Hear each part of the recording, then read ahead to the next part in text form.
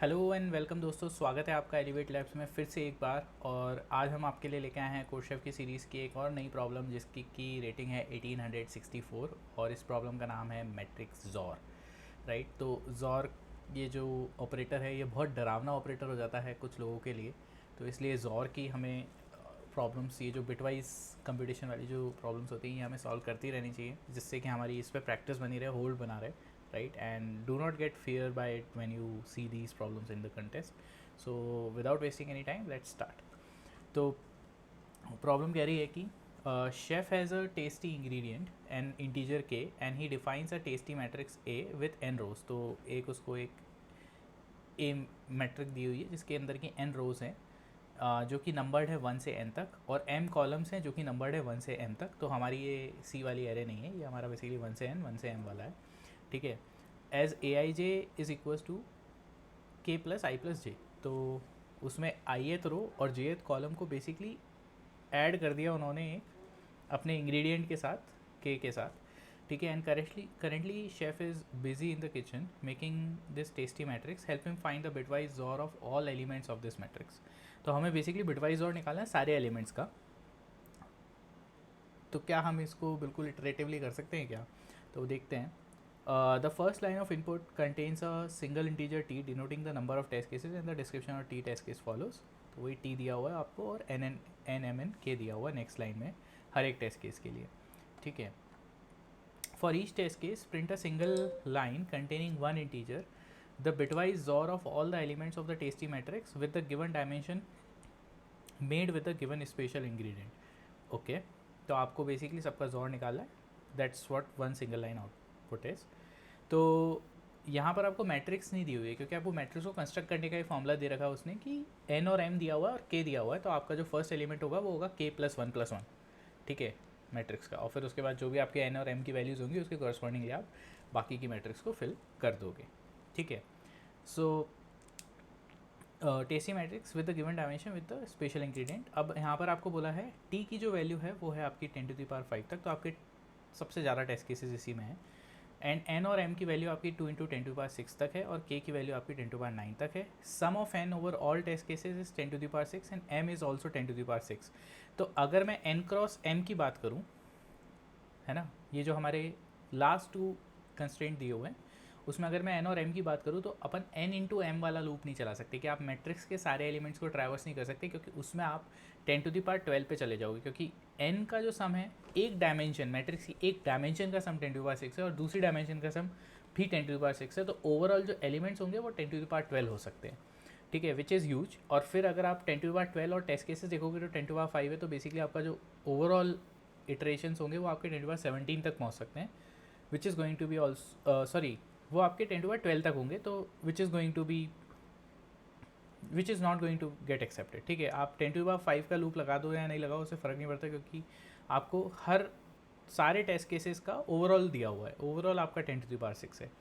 ठीक है, और m की भी वैल्यू आपकी ओवरऑल 10⁶ है। तो अगर आप मैट्रिक्स के ऊपर इटरेट करने जाओगे तो आप यू विल फेल। तो आपको कोई एक ऐसा सॉल्यूशन लेके आना है जो कि या तो ऑर्डर ऑफ n में चले या फिर n log n में चले, ऑर्डर ऑफ m में चले, n प्लस m में चले, n log n plus m log n में चले। ऐसे solutions basically will work, but n into m वाले सॉल्यूशंस वोंट वर्क हियर। ठीक है, so that's what the constraint is saying. ठीक है, तो प्रॉब्लम को स्टार्ट करते हैं पेन एंड पेपर पे। तो सपोज करते हैं हमें जो एग्जांपल दिया हुआ उसी से हम स्टार्ट कर लेते हैं। तो हमें दो टेस्ट केस दिया हुआ, उसमें हमें जो सबसे पहला टेस्ट केस दिया हुआ है वो 225 वाला दिया हुआ है और दूसरा टेस्ट केस हमें 237 वाला दिया हुआ है। So let's take some other example. हम थोड़ा सा बड़ा एग्जांपल लेते हैं, उससे हम फिर इसको करने की कोशिश करते हैं। तो डेफिनेटली हमारा iterative solution, brute force solution जो है कि सारे एलिमेंट्स को निकाल के और जॉर करते चले जाएँ बिटवाइज जॉर, तो basically it will work, that won't work because TLE आई जाएगा। That you can try, but for the purpose of this video we are ignoring the brute force, we are just directly trying to optimize the solution for now। ठीक है, तो अगर हम एक matrix की बात करें तो हमें मैट्रिक्स ऐसी हो जाएगी। इस मैट्रिक्स को हम ले लेते हैं, लेट से 5,6 की एक मैट्रिक्स ले लेते हैं, मतलब कि इसके अंदर 5 रोज और 6 कॉलम्स बनाएंगे। ठीक है, और हम अपनी k की वैल्यू को फॉर एग्जांपल यहाँ पर अपन 2 ले लेते हैं। तो हमारी मैट्रिक्स कैसे बनेगी, ये हमारा जो सबसे पहला एलिमेंट हो जाएगा ये 2 + 1 + 1 हो जाएगा। ठीक है, ये हमारा पहला एलिमेंट हो गया। तो मैं डायरेक्टली इसको लिखता हूँ बिकॉज ऑफ स्पेस कंस्ट्रेंट, ठीक है। तो सबसे पहला एलिमेंट हमारा 4 हो जाएगा, देन 5, देन 6, देन 7, 8, 9, फिर यहाँ पर हमारा 5 आ जाएगा, 6, 7, 8, 9, ये कुछ ऐसी मैट्रिक्स है, ठीक है।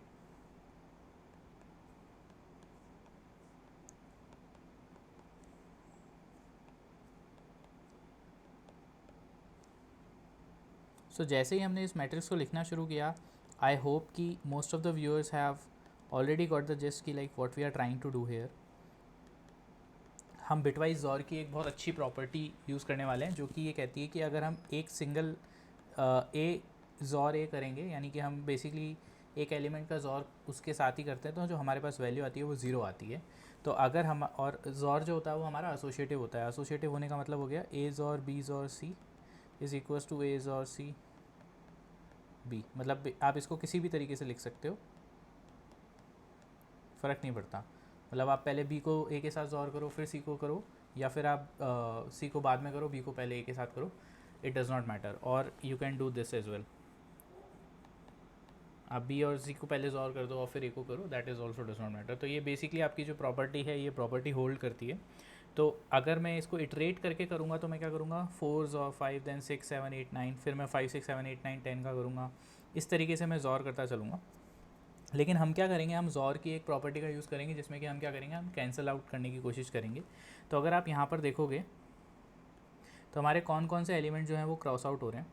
तो हमारा ये, जैसे इसको अगर हम देखें, इसको अगर हम एक हाफ़ में डिवाइड कर दें, तो मैं इसको इस हाफ़ में डिवाइड करूँ, इस डायगनल के अराउंड देखूँ, तो ये मेरा 5 इससे कट जाएगा, 6 इससे कट जाएगा, 7 इससे, राइट, 8 इससे कट जाएगा, करेक्ट, 9,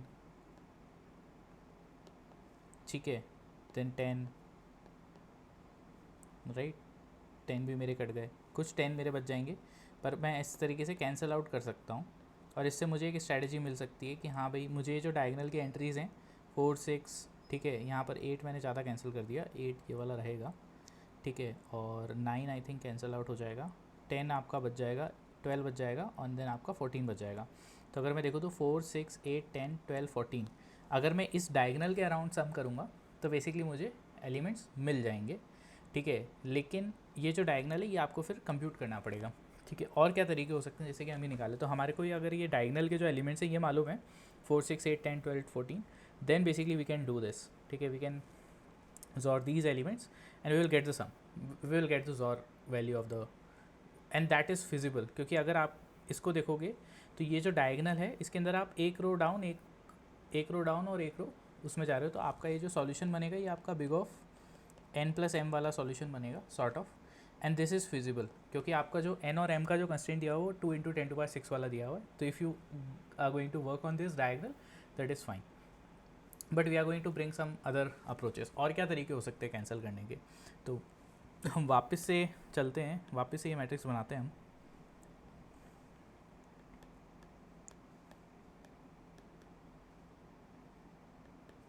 हम थोड़ी सी बड़ी ले लेते हैं इस बार मैट्रिक्स को, ठीक है।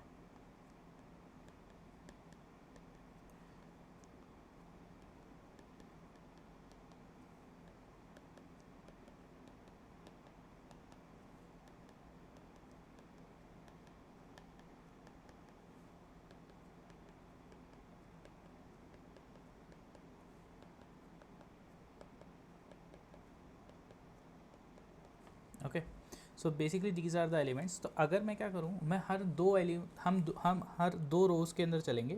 पहले हम इन दो रोज़ को कंसिडर करेंगे, फिर हम इन दो रोज़ को कंसिडर करेंगे, फिर इन दो रोज़ को कंसिडर करेंगे, लास्ट में इस रो को कंसिडर करेंगे अगर है तो। ये हमारी 7/8 की मैट्रिक्स है, ठीक है। So this is fine, 7 rows and 8 columns.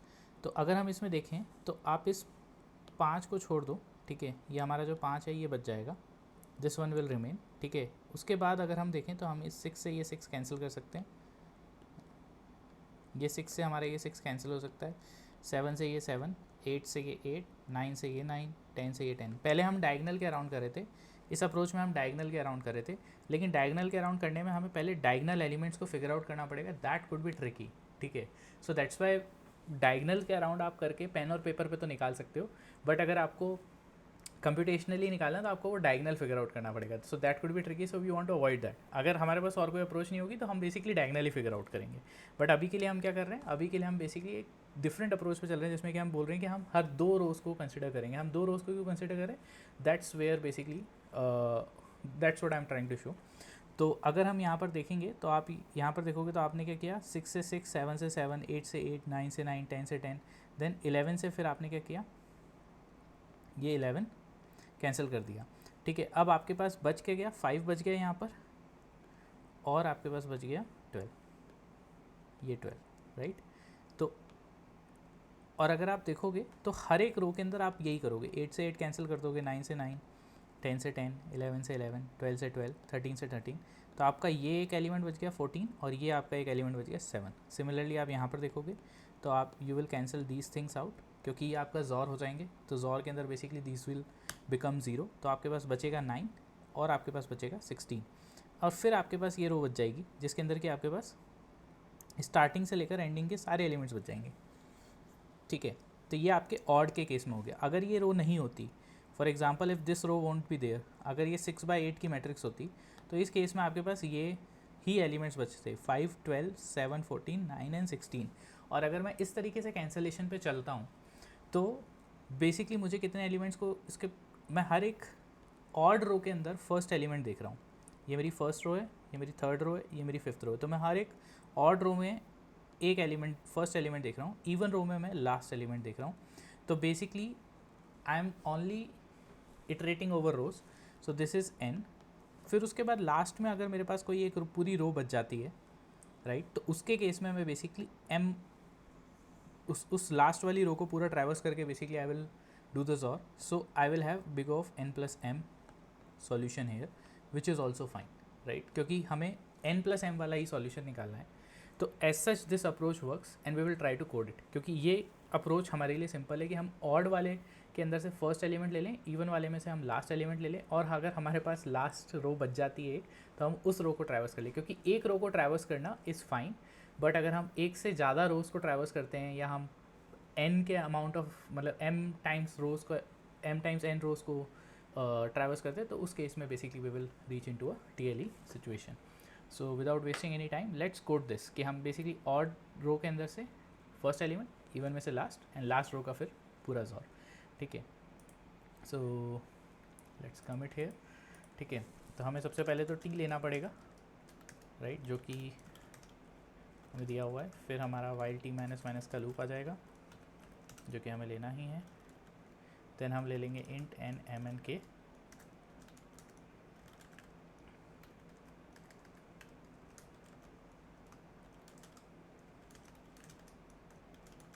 तो ये प्रॉब्लम आपका अल्गोरिथमिकली नहीं था कि आपको डिवाइड एंड कॉन्कर लगाना है या कुछ लगाना है।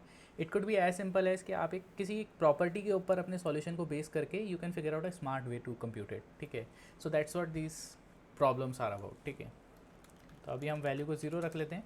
हम वैल्यू को इनिशियली 0 इसलिए इनिशियलाइज करें क्योंकि आप 0 को किसी भी एलिमेंट के साथ जॉर करो, उसका जो एलिमेंट, उसका जो आंसर आएगा वो वही एलिमेंट आएगा, तो हमें बेसिकली फ़र्क नहीं पड़ता, तो हमें जॉर करना है एलिमेंट्स को, तो अगर हम 0 जॉर ए करेंगे तो हमारे पास ए आएगा।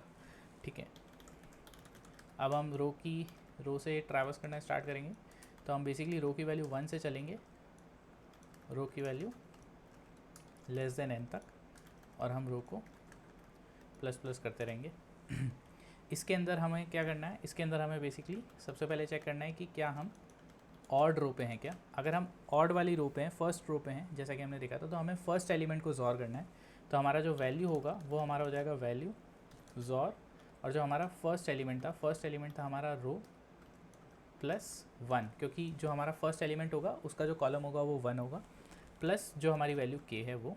ठीक है, अदरवाइज़ सॉरी ये हमारा ऑड होगा तब होगा, और अगर हम इवन पे जा रहे हैं तो इवन के केस में basically our element would be the last element, so last element would be the row which you have the mth column m and then k, right, so basically that would be row plus m plus k, right, तो ये हमारा basically last element हो गया m plus k वाला। अब हमारा एक और चेक आ जाता है। तो ये जो हमारा आंसर है ये तभी वैलिड होगा जब हमारा जो n है वो हमारा क्या हो, हमारा n इवन हो, राइट। अगर हमारा n ऑड होता है तो हमें लास्ट रो को भी सम करना पड़ेगा। तो उस केस में हम बेसिकली एक और चेक लगाएंगे, if n mod 2 is double equals to 0 then हम इंट का लूप लगाएंगे। अब यहाँ पर एक क्वेश्चन आ जाता है कि हमें इंट का लूप कहाँ से लगाना चाहिए, ठीक है, क्योंकि अगर हमें लास्ट रो को जॉर करना है तो बेसिकली कहाँ से जॉर करना चाहिए, ये एक इंपॉर्टेंट क्वेश्चन है। एंड दो I have given you a hint कि यहाँ पर आई की वैल्यू 1 नहीं होगी, राइट।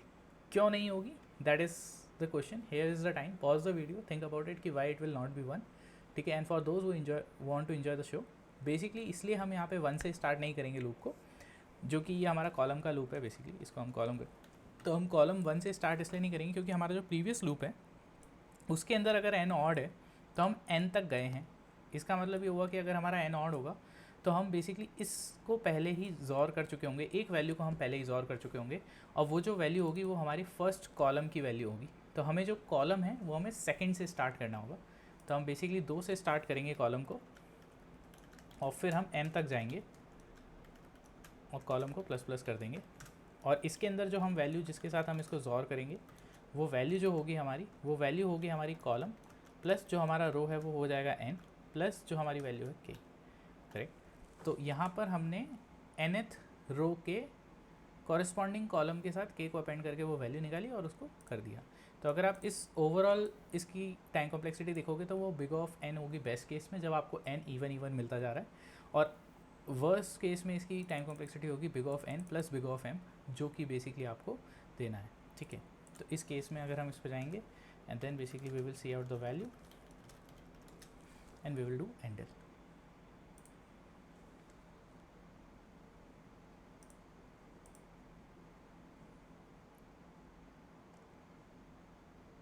ओके, सो हमारा आंसर थोड़ा सा गड़बड़ आ रहा है, सो लेट्स चेक कि why it is not coming out to be correct.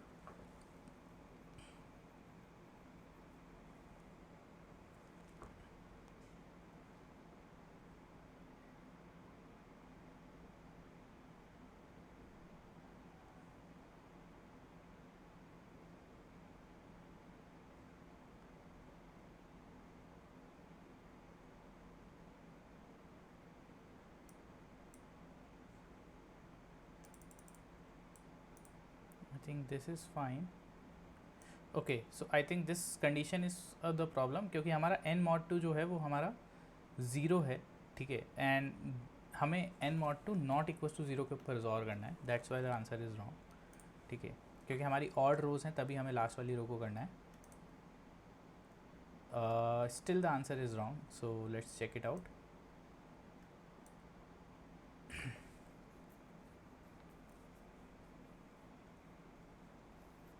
हम रो की वैल्यू को प्लस प्लस कर रहे हैं सही से, यस, ठीक है। रो 1 रो लेस देन n रो प्लस प्लस, अगर ऑड है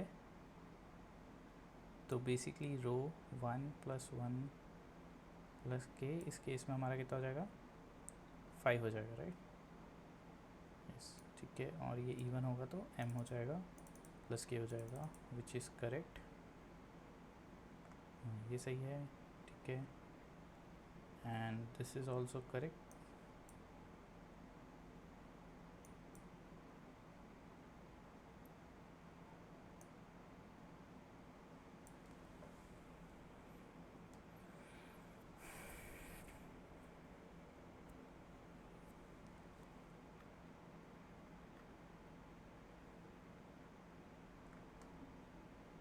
Then why is the answer coming out to be wrong?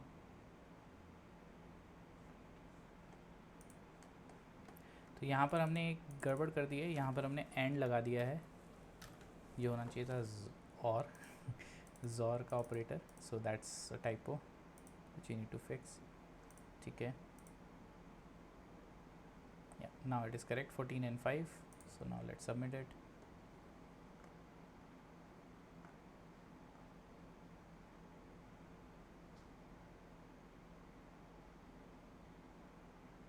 Correct answer.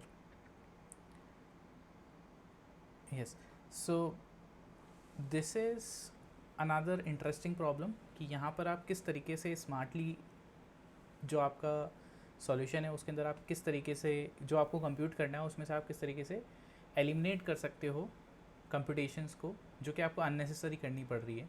तो basically what we did was हमने दो अप्रोचेस के ऊपर यहाँ पर डिस्कस किया. एक हुआ हमारा डायगनल अप्रोच जो कि हमने कोड नहीं किया क्योंकि हमें वो डायगनल को फिगर आउट करना थोड़ा सा हार्ड हो जाता है जब आप एन एम जिसके अंदर की वो स्क्वायर मैट्रिक नहीं है, आप बेसिकली एक रेक्टेंगुलर मैट्रिक की बात कर रहे हो. अगर आप एक स्क्वायर मैट्रिक की बात करो तो उसमें क्या होगा, that all the things that you will have to see. तो आपको वो डायगनल एलिमेंट्स थोड़े से निकालने के लिए आपको बेसिकली फॉर्मूला देखना पड़ेगा. विकीपीडिया पे you can Google how to figure out diagonal elements and that approach would work as well. ठीक है, but what we did here was like we deliberately go for a different approach where we do not need to figure out the diagonal elements. हमने केवल first और last element से ही हमारा अपना पूरा solution बना दिया और उसमें बेसिकली हम n+m टाइम कॉम्प्लेक्सिटी के ऊपर लेके आ गए. So this is another interesting problem. I hope you like it. With that I am going to take a break एंड इसी के साथ हम आपके लिए और भी ऐसी प्रॉब्लम्स लेके आते रहेंगे. Please do subscribe, like and watch. Thank you.